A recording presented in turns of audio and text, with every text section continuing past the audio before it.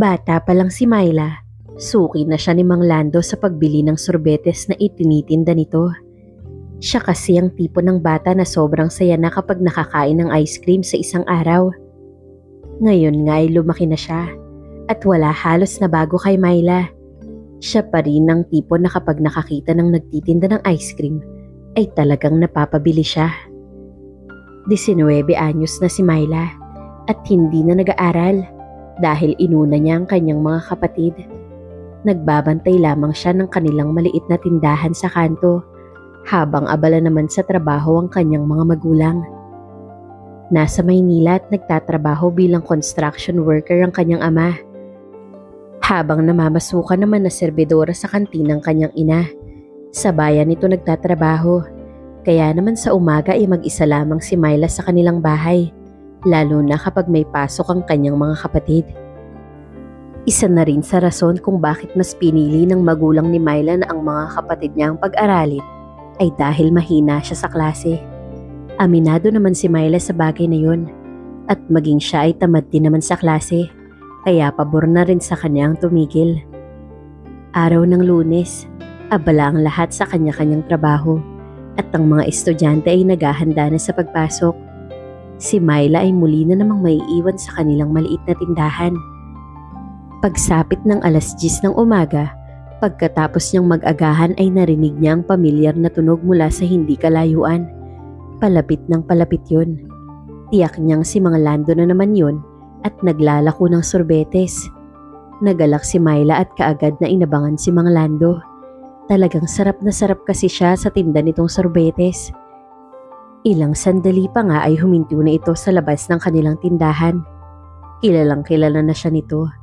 Ngunit ng araw na yun ay may napansin si Myla sa matanda. Parang hindi nakupas ang mukha nito sa kabila ng edad. Sa tansya niya ay nasa 50 anyos na ang edad nito. Ngunit bakas pa rin ang tindig. Yun nga lang ay hindi kagawapuhan si Mang Lando. Pero habang nakikita niyang nagpapawis ang katawan nito, tila ba siyang nauuhaw? "Bibili ka ba, Neng?" Tanong nito sa kanya. Kaya naman biglang nagising ang diwa ni Myla. "2 po, Mang Lando. Ganun pa rin ang flavor." Sabay abot niya ng pera sa matanda na ikinangiti nito. Inabot na rin ito sa kanyang 2 ice cream na nasa cup. Maya-maya lang ay nagtanong si Mang Lando kung may tinda raw ba siyang soft drinks. Kaya lang ay naubusan na pala sila ng stocks at hindi pa nakakapamili ang kanyang ina. Mukhang uhaw na si Mang Lando. Kaya naman inalok na lamang ito ni Myla ng tubig. Pero imbis na pag-antayin na lang sa labas ang matanda, ay pinili niyang papasukin ito sa kanyang tindahan. Noon ay isang maiksing shorts pambahay lamang ang suot ni Myla at sa isiping naroon si Mang Lando sa loob ng kanyang tindahan ay para bang may kakaibang init na naramdaman ng dalaga. Napalunok siya nang iniabot niya ang isang baso ng tubig ni hindi niya magawang tumingin ng diretso sa mga mata nito. Tumalikod siya at nang kalabitin siya ni Mang Lando para isauli na ang basong ginamit nito ay kaagad siyang napalingon at hindi niya inasahan na babangga siya sa dibdib ng matanda. Hindi naman kasi niya alam na ganun pala ito kalapit sa kanya.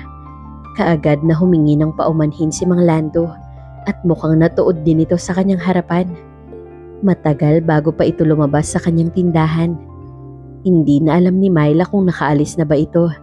Basta ang alam niya ay ang pakiramdam ng nabangga niya si dibdib ng matanda. Amoy pawis, hindi kaaya-aya, pero nakapagtataka na gusto iyon ni Myla. Tila ba may kung anong init sa kanyang katawan na hindi niya maipaliwanag. Talagang palakad-lakad siya sa loob ng kanyang tindahan at hindi niya alam ang gagawin. Nagpaypay na siya pero hindi mawala-wala ang init hanggang sa magdesisyon siyang maligo sa maliit na banyo. Nagtanggal siya ng saplot sa katawan at sa hindi inaasahan ay mayroon siyang nagawa na noon lamang niya nagawa sa buong buhay niya. Isipin pa lamang niya ang mukha ni Mang Lando, ang pawis ang amoy nito ay talagang tumitindi ang kanyang pagnanasa.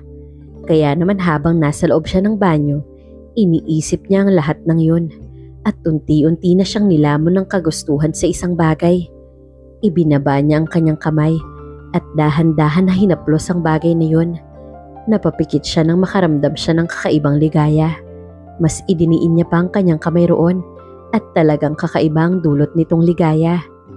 Kaya naman hindi na siya naghintay pa. Kahit pa naririnig niyang may nagbibili sa labas ay wala na siyang pakialam. Ingat na ingat siyang huwag makalikha ng ingay. Lalo pa't patindi ng patindi ang ligayang kanyang nararamdaman. Awang ang kanyang mga labi at pawisan ang kanyang sarili nang marating niya ang suktulan. Walang kapantay na kaligayahan ang kanyang naramdaman habang patuloy na iniisip si Mang Lando. Hinang-hina siya na napahilig sa pawid na dingding. Wala siyang pakialam basta na ilabas niya ang init ng kanyang katawan. Hindi malaman ni Myla kung ano ang iisipin sa sarili matapos ang ginawa niya sa loob ng banyo. Hindi niya rin alam kung ikahihiya ba niya ang sarili o kung may dapat ba siyang ipag-alala. Basta ang alam niya, kakaiba ang pakiramdam ng katawan niya ngayon. Para bang may isang bagay na naiguhit sa loob niya na hindi niya mabura-bura. Tahimik siya habang nakaupo sa maliit nilang upuan sa tindahan. May mga dumaraan at bumibili, ngunit halos wala siyang naririnig. Parang background noise lang ang lahat. Wala siyang ganang makipagkwentuhan sa mga suki niya, ni hindi niya rin maituloy ang pagtutupi ng mga damit na kanina pa niya sinimulan. Ang mga daliri niya ay parang nanginginig pa rin, na para bang naaalala ng balat niya ang ginawa niya kanina. Ang bastos ko, ang tanda na ni Mang Lando. Bulong niya sa kanyang sarili, pero habang inuulit-ulit niya iyon sa isipan, mas lalo lang niyang naaalala ang imahe ng lalaki, kung paanong kumintabang pawis nito sa leeg, kung gaano kabigat ang kanyang dibdib, kung paano humawak ito sa baso ng tubig na iniabot niya. Hindi siya makapagpigil na mapahawak sa sariling pisngi. Mainit pa rin yun. Lumipas ang ilang oras. Maya-maya pa ay dumating na ang isa niyang kapatid mula sa eskwelahan. Nawala muna sa kanyang isipan si Mang Lando dahil kinailangan niyang ayusin ang tanghalian nila. Ngunit kahit abala pa rin siya, hindi pa rin nawawala ang alaala sa isip niya. Lalula't napapatingin siya sa baso na ginamit ni Mang Lando. Naiwan kasi ito sa ibabaw ng maliit nilang mesa at hindi niya pa nahuhugasan. Para bang may balak pa siya na ipreserba ang kung anong naiwan doon ng matanda. Kinagabihan ay hindi siya mapakali sa higaan. Nasa isang sulok siya ng kwarto nilang magkakapatid. Tahimik ang paligid at tanging huni ng kuliglig sa labas ang maririnig. Ngunit ang dibdib niya ay hindi matahimik. Paulit-ulit niyang iniisip ang nangyari ng araw na yun. At habang tinatakpan niya ng kumot ang sarili, hindi niya maiwasang magtanong sa kanyang isipan. Bakit si Mang Lando pa? Bakit hindi na lang ibang lalaki? Hindi siya virgin sa mga tingin ng lalaki. May mga lalaking tumititig sa kanya kapag bumibili sa tindahan. May ilan na nagte-text kahit hindi niya kilala. Pero ni minsan, wala ni isa sa kanila ang nakapagbigay sa kanya ng ganitong uri ng pakiramdam. Hindi niya maintindihan, hindi niya maipaliwanag. Pero ang katawan niya, tila mas mabilis na nakakaintindi kesa sa isip niya. Kinabukasan muling bumalik ang normal na daloy ng araw niya. Ngunit sa puso niya ay may kakaiba. Parang may inaabangan siya. Parang may hinihintay. At hindi nga siya nabigo. Bandang 10:00 ng umaga, narinig na naman niya ang pamilyar na tunog mula sa kalsada. Kumabog agad ang dibdib niya. Agad siyang tumayo at sumilip. Naroon nga si Mang Lando, papalapit sa tindahan nila. Suot ang parehong kupas na pantalon at panibagong asul na t-shirt. Pawisan pa rin at sa hindi inaasahan, tumigil ito sa tapat ng tindahan. Ngunit hindi agad lumapit. Siya ang unang nagsalita. Mang Lando, gusto niyo ba ng tubig? Tanong niya rito. Tumango naman ito. Kung pwede, Neng. Uhaw na ako. Sa pagkakataong to, hindi na siya kinakabahan tulad ng kahapon. Parang may kapirasong kumpiyansa na sa sarili si Myla. Ngunit hindi rin mawala ang kabog ng kanyang dibdib habang iniaabot ang tubig sa matanda na pumasok na sa loob ng tindahan. Nagkalapit silang muli, magkatabi, at muling naghalo ang amoy ng sorbetes at pawis sa maliit na espasyo. Habang umiinom si Mang Lando ay napatingin si Myla sa lalamunan nito. Kita niya ang galaw ng paglunok nito at doon na naman bumalik ang kiliti sa kanyang tiyan. Hindi siya makatingin ng diretso kaya tumalikod siya kunwari at inayos ang mga paninda. Mainit na naman ngayon, no? Sambit niya. Oo nga, pero parang mas mainit dito sa loob. Sagot ni Mang Lando na parang may ibang ibig sabihin. Napakagatlabi si Myla. Hindi niya alam kung paano siya magre-react. Tinitigan siya ni Mang Lando sa salamin ng estante. Kita niya sa refleksyon ng mga mata nito. Tila ba sinusuri siya. Ngunit sa halip na umiwas, sinubukan niyang umiti. Pasensya na po kahapon. Nabangga ko pa kayo. Sabi ni Myla. Wala yun.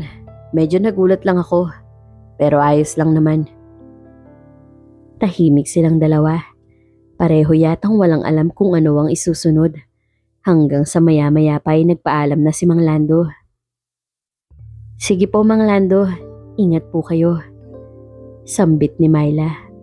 Pero paglabas ng matanda, agad niyang isinara ang pinto at sumandal doon.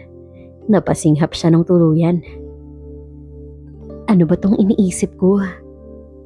Bulong niya habang nakapikit. Sa araw-araw na dumaan, naging parang routine na ang pagdalaw ni Mang Lando. Ganun lagi sa oras na yun. Laging nauuhaw at laging siyang nagbibigay ng tubig. Wala pa ring lumalagpas sa ordinaryo. Pero sa bawat araw, lumalalim ang pagnanasa ni Myla. Lalo siyang hindi mapakali. Lalo siyang nabibitin. Minsan habang nakatalikod siya at nag-aayos ng mga dilata, napansin niyang nakatitig sa kanya si Mang Lando. Akala niya hindi niya mapapansin, pero ramdam niya ang tingin ng matanda sa kanyang likuran, sa kanyang binti, sa kanyang balikat. Nang lumingon siya ay hindi siya tinantanan ng tingin nito. May dumi ba sa likod ko? Tanong ni Myla, kunwaring inosente. Wala Neng, maganda lang talagang tignan. Biglang hindi nakaimik si Myla. Napalunok siya. Hindi niya na tinakpan ang sarili. Hindi rin naman siya galit. Ang totoo, gusto niya ang sagot nito. Isang hapon na medyo malakas ang ulan, dumating pa rin si Mang Lando. Basang-basa ang balikat at braso. Agad niya itong pinatuloy at pinahiram ng lumang tuwalya. Naupo ito habang pinupunasan ng sarili. Tahimik si Myla, pero hindi mapigilan na mapatingin sa mga patak ng tubig sa braso nito. Pasensya ka na ah. Baha na sa kalsada. Hindi ako makapwesto ng maayos.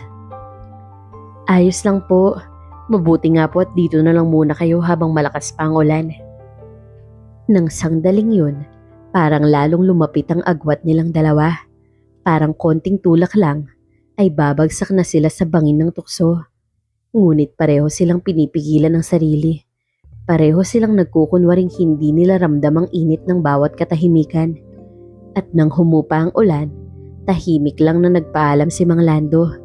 Hindi na ito nagbiro at hindi na rin nagtagal. Nang mag-isa na si Myla, sumandal siya sa mesa. Hawak pa rin ang tuwalyang ginamit nito. Pinikit niya ang kanyang mga mata at marahang bumulong. Kailan ba, Mang Lando?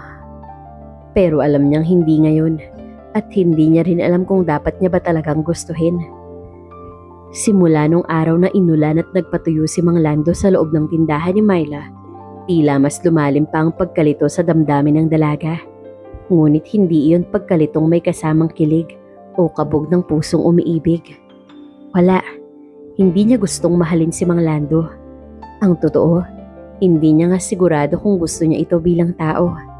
Pero ang katawan niya, iba ang sinasabi, iba ang hinihingi. Tuwing naririnig niya ang tunog ng sorbetes ay parang may kinikis-kis sa loob ng kanyang tiyan. May nabubuhay sa kanyang dibdib kahit na hindi malamig ang panahon. Madalas siyang mapatigil sa ginagawa tuwing maririnig ang bell ni Mang Lando. Parang automatic na umaalinsangan ng hangin sa paligid kapag malapit na ito. Lalo na kapag pawisan ito, kapag bakat ang katawan sa damit. Hindi niya na alam kung nasasanay na ba siya o sadyang lalo lang siyang tinatablan. Pero ang sigurado niya, hinahanap-hanap na yon ang kanyang katawan. Isang tanghali pagkatapos nilang kumain ng mga kapatid niya, napansin niyang dumaan si Mang Lando sa may puno sa tapat ng bahay nila. Hindi ito dumiretso sa tindahan. Naupo lang ito sa ilalim ng punong akasya at pinaypayan ng sarili gamit ang takip ng styro. Walang suot na pang-itaas ang matanda. Pawisan, banat ang balat sa braso. Kita ang buhok sa dibdib at tiyan. Natigilan si Myla. Hindi siya makapaniwala sa sarili, pero hindi niya maiwasang titigan ito. May kung anong magnet sa bawat patak ng pawis nito.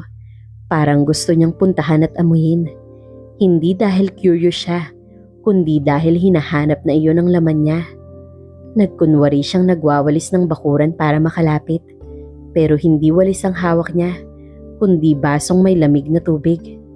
Hindi niya alam kung bakit ito ang bitbit niya. Pero parang may nagtulak sa kanya. "Mang Lando, inom po muna kayo." Kaswal niyang sabi, pero hindi niya naitago ang pagkakagat ng kanyang labi habang iniaabot ito. Napatingala ang matanda. "Salamat ha, ang init ngayon." "Oo nga po sobrang init." Sagot ni Myla na may kahulugang hindi binanggit. Habang umiinom si Mang Lando, nanatili si Myla sa tabi nito. Tumabi rin siya sa puno malapit sa katawan ng matanda. Parang wala siyang pakialam kung amoy araw ito o amoy lalaki. Ang totoo, mas gusto pa nga niya yun. "Ikaw lang mag-isa ngayon?" Tanong ni Mang Lando. Tumango naman ang dalaga. "Nasa eskwelahan po ang mga kapatid ko. Ang mama ko naman ay naka-duty. Si papa po ay nasa Maynila." Sagot niya rito. Wala nang sumunod na tanong, pero ramdam ni Myla ang titig sa hita niyang nakalitaw. Gusto niyang mahuli ito sa pagsulyap, pero nang hindi siya nilingon, siya na ang gumawa ng hakbang. "Pawis na pawis ka, Mang Lando. Gusto niyo po ba ng pamunas?"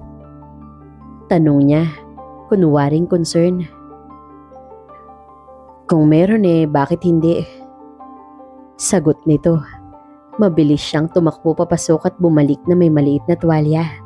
Nang iniabot niya ito, hindi ito agad kinuha ni Mang Lando. Tumingin lang ito sa kanya. "Gusto mo ikaw na lang magpunas?" Pabirong sabi nito. Hindi sumagot si Myla. Umupo lang siya sa tabi nito at dahan-dahang pinunasan ng balikat nito. Marahan, tinatansya ang bawat dampi. Ang kanyang mga daliri ay nanginginig. Pero hindi siya umatras. Hindi niya alam kung saan siya humuhugot ng lakas ng loob. "Ang init talaga." Bulong ni Myla habang pinupunasan ang dibdib ng matanda. Napapikit si Mang Lando. Hindi niya rin alam kung ano ang dapat niyang gawin. Pero pinabayaan niya lang ang dalaga. Mainit, masyadong malapit. Pagkatapos ng ilang minuto, inabot ni Mang Lando ang tuwalya. At siya na ang nagpahid sa likod niya. Tumayo ito at nagsimulang ipagpag ang katawan. "Salamat Myla ha. Buti na lang nandyan ka." Anito sabay ngiti. "Wala po yun." Sagot ng dalaga na hindi makatingin ng diretsyo. Tila nahihiya pero proud sa nagawa. Umalis na rin si Mang Lando makalipas ang ilang saglit. Naiwan si Myla sa ilalim ng puno. Hawak-hawak pa rin ang baso. "Ano ba tong ginagawa ko?" Bulong niya pero may ngiti sa labi. Hindi siya nagsisisi at hindi rin siya titigil. Kinabukasan ay nagpanggap siya na walang nangyari. Balik siya sa pagbabantay ng tindahan. Ngunit sa oras ng pagdating ni Mang Lando, parang may script na silang sinusunod. Parang may sariling ritmo na ang katawan nila. "Pasok ka po ulit, Mang Lando." Ani Myla nang marinig ang bell. "Baka nakakaistorbo ako." "Hindi po, wala pong tao." Pagpasok ni Mang Lando ay agad niya itong inabutan ng tubig. Napansin ng malalaki ang suot ni Myla. Hindi na ito tulad ng dati. Maluwag ang sando nito at walang panloob. Napalunok si Mang Lando. Hindi sila agad nag-usap. Tahimik lang na umiinom siya. Si Myla naman ay nag-aayos ng paninda. Kunwari ay walang pakialam. Pero sa bawat sandali, binibigyan niya ng pagkakataon na mapagmasdan siya ng matanda.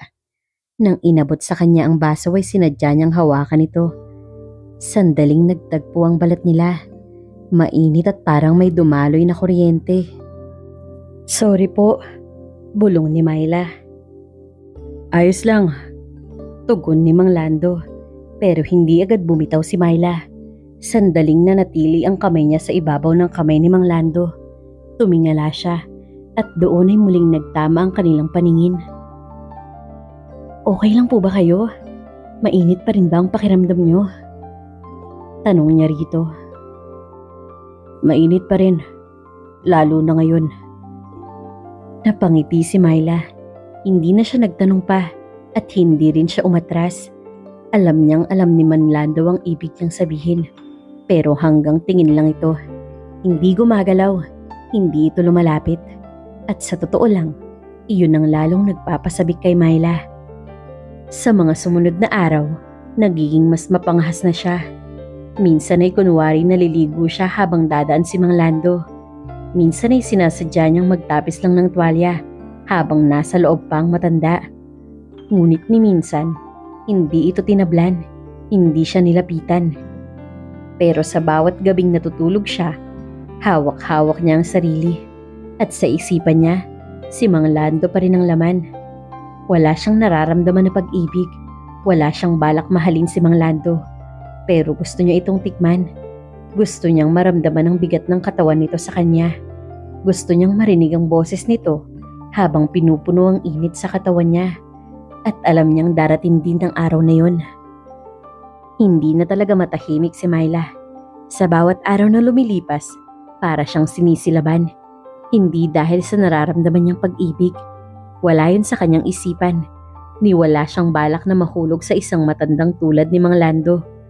Pero ang katawan niya, araw-araw ay lalong naghahanap, lalong sumisigaw, lalong natutuyo sa init na kanyang nararamdaman. Isang hapon, katatapos pa lang niyang maglinis ng tindahan. Basa pa ang sahig, amoy sabon at hangin sa loob. Pawisan siya, nakasando at manipis na shorts. Niwala nga siyang suot sa loob. Inayaan niya lang, sadyang ganun ang gusto niya tuwing mainit ang panahon. Pero sa totoo lang, may iniisip siyang dadaan at hindi nga siya nabigo. Dumating si Mang Lando at gaya ng dati, may bit-bit na kariton ng sorbetes. Pawisan at parang pagod na pagod. Tumigil ito sa tapat ng tindahan at kinawayan siya. "Mainit na naman ngayon, Neng," ani Mang Lando. "Pasok po kayo, may malamig akong tubig." Sagot niya sabay kindat kahit patila biro lang. Pumasok si Mang Lando. Nang humakbang ito sa loob, hindi na napansin ang bahagyang basa pa sa sahig. Nadulas ito, kaya naman napasandal kay Myla. "Ay, ingat po kayo, Mang Lando." Sambit ni Myla habang hinahawakan ang braso nito. Napakapit si Mang Lando sa bewang niya. Saglit lang yun, pero sapat na para mapasandal si Myla sa dingding. Magkaharap silang dalawa, magkadikit ang katawan, at hindi man lang gumalaw. Walang kumikibo. Ang kaninang simpleng pagkakadulas ay nauwi sa isang napakatagal na pagtitig. Ramdam ni Myla ang hininga ng matanda sa kanyang pisngi. Ramdam niya ang bigat ng palad nito sa kanyang bewang. Tumingin siya sa mga mata nito. Doon niya nakita ang pagpipigil. Pero ramdam din niya ang init, gaya ng nararamdaman niya tuwing gabi. "Pasensya ka na," mahinang sabi ni Mang Lando, pero hindi pa rin bumibitaw. "Okay lang po," sagot ni Myla. Hindi siya umaatras at hindi rin siya umiwas. Dahan-dahang umangat ang kamay ng matanda papunta sa pisngi niya. Hindi siya kumibo. Hinayaan niya lang ito. Napapikit pa siya ng bahagyang dumampi ang daliri nito sa gilid ng kanyang muka, pababa sa kanyang leeg. "Ang init ng mukha mo," bulong ni Mang Lando. "Mainit din po ang kamay niyo," Sagot ni Myla na nanlalambot ang tuhod. Lalo silang naglapit. Dumampi ang ilong sa isa't isa. Konting galaw na lang at magtatama na ang kanilang labi. Nanlalamig ang likod ni Myla, pero parang sumasabog ang kanyang dibdib sa kaba.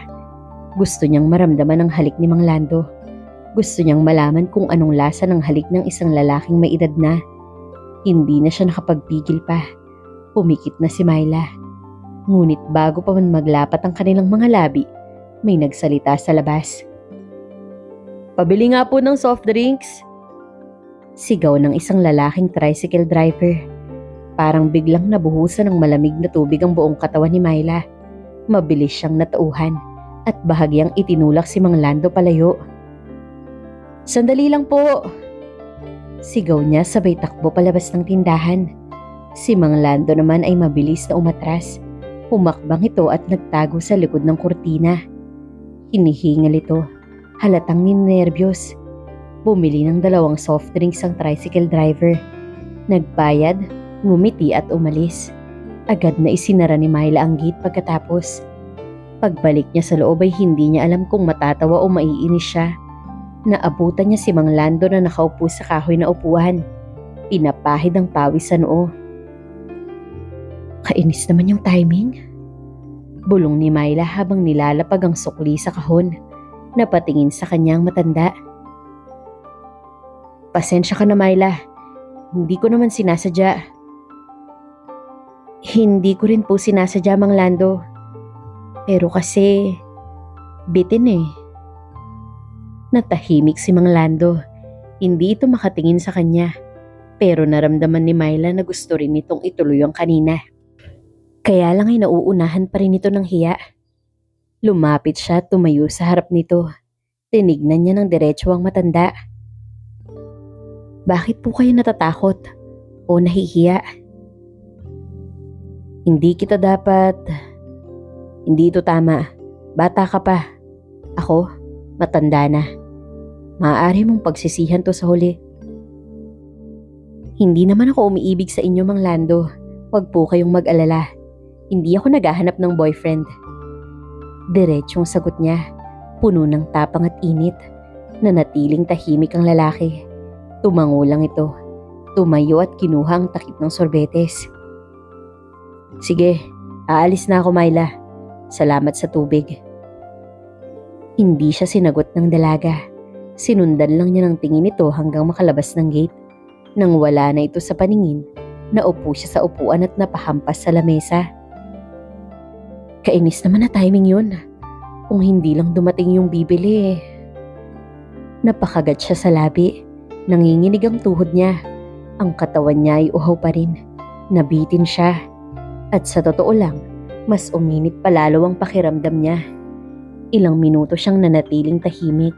Nakatitig sa baso na hinigupan ni Mang Lando. Doon niya napagtanto na hindi lang ito basta laro para sa kanya. Oo, hindi siya umiibig, pero hindi rin ito basta kapritso lang. Ito ang init na matagal niya nang naiipon sa loob niya. At darating din ang araw na wala nang istorbo. Kapag nangyari ang bagay na yun, tiyak ni Myla na magiging isa siya sa pinakamasayang babae sa mundo. Iyon ang pantasya niya at kailangan sa lalong madaling panahon ay makamtan niya ang inaasam-asam na bagay mula kay Mang Lando. Mainit ang tanghaling yun. Tirik na tirik ang araw at walang kalaban-laban ng mga dahon sa bakuran. Sa kalsada ay halos walang dumaraan. Tahimik ang paligid. Tanging tunog lang ng bentilador sa loob ng bahay ang maririnig. Katatapos ng maligo ng dalaga, galing siya sa likod ng bahay. Basang-basa pa ang buhok at damit. Sando at lumang shorts ang suot niya. Pero sadyang pinabasa niya ng kaunti ang harapan ng suot niya para makita ang hugis ng kanyang katawan. Hindi niya alam kung bakit ganun ang ginawa niya. Basta't may kung anong kapilyahan na pumasok sa kanyang isipan. Tinignan niya ang orasan. Eksaktong 12:00 na.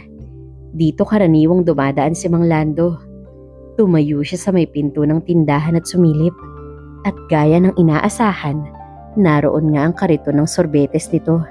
Palapit na sa kanya. Mabilis siyang bumalik sa loob at kunwaring inayos sa mga paninda. Pinunasan ng walang alikabok na estante. Hinila ang tuwalya at ikinumpol sa balikat. Hindi niya maipaliwanag, pero alam niyang kailangan niyang ayusin ang itsura niya. Hindi para sa pagpapaganda, kundi para sa pangaakit. Maya-maya pa ay narinig niya na ang pamilyar na tunog. 1 beses, 2 beses, parang pamilyar na senyas. Kumabog ang dibdib ni Myla, pero hindi siya nagpahalata. Nakaupo lang siya sa harapan, kunwari ay abala. "Magandang tanghali, Neng." Bati nito habang nagpupunas ng noo. "Mang Lando, makikiinom ka ulit? Pasok po kayo, may malamig na tubig dito." Ani Myla na may ngiti sa labi. "Parang lagi akong may tubig sa inyo ah." Natatawang sagot ni Mang Lando. Kung palagi naman po kayong uhaw, bakit hindi?" Sabay kindat ni Myla habang nakatalikod. Pero alam niyang nakita yun ni Mang Lando sa salamin ng estante. Pumasok na ang lalaki. Naglakad at agad na naupo sa luma nilang upuan. Tirik ang araw, pero parang mas mainit sa loob ng tindahan. Iniabot ni Myla ang malamig na tubig. Nang kunin ito ng lalaki, ramdam niyang nagdikit muli ang balat nila. "Basang-basa ka," sabi ni Mang Lando. Kita ang pagtitig sa suot niya. "Galing po akong naligo. Hindi pa ako nakakapagpatuyo." Inosente niyang sambit, pero may kahulugan ng tono. "Baka magkasakit ka niyan," sagot ni Mang Lando, pero hindi na inalis ang tingin sa kanya. Di, punasan niyo na lang po ako." Pabirong sambit ni Myla habang lumalapit. Tumingin si Mang Lando. Hindi ito natatawa. Para bang inaaral ang kilos ng dalaga. Para bang tinitimbang kung biro lang ba yun o seryoso. Pero si Myla, hindi na umatras. Tumayo siya sa harap nito. Hawak ang tuyong parte ng tuwalya at marahang pinunasan ang braso nito. "Parang init na init pa rin po kayo kahit na may tubig na." "Talagang mainit, Myla." Hindi na nila kailangang mag-usap. Umikot si Myla sa likod ni Mang Lando at doon ay sinimulan niyang punasan ang balikat nito, pababa sa batok at likod. Pawisan nga ito, makapal ang katawan, mabigat ang hininga nito habang nararamdaman ng malambot na haplos ni Myla. "Relax lang po kayo," bulong ng dalaga. Nagulat si Mang Lando nang maramdaman ang kamay ni Myla sa kanyang dibdib. "Uhaw pa rin po ba kayo?" Mapanuksong tanong ni Myla. "Hindi ko na alam kung tubig pa ba ang kailangan ko." Tugon ni Mang Lando habang hindi na makatingin sa kanya. Hindi alam ng dalaga kung anong lakas ng loob ang pumasok sa kanya. Pero yumuko siya. Halos dumikit ang dibdib sa likod ng matanda. Amoy na amoy niya ang pawis nito. Nakakainit, nakakabaliw. Lumingon si Mang Lando. Nagkatitigan sila. Ilang pulgada na lang ang pagitan ng kanilang mga labi. Talagang parang hinihila ng kung anumang init ang katawan ni Myla dahil sa pagkakalapit nila ngayon ni Mang Lando. Hindi na nga siya nakatiis at sa isang iglap lang, nagawa niya ng halikan ng lalaki. Naglapat ang kanilang mga labi. Kaagad naramdaman ni Myla ang bahagya ng kulubot na labi ni Mang Lando. Ngunit hindi niya iyon inalintana. Lumalim pa ang halik nila.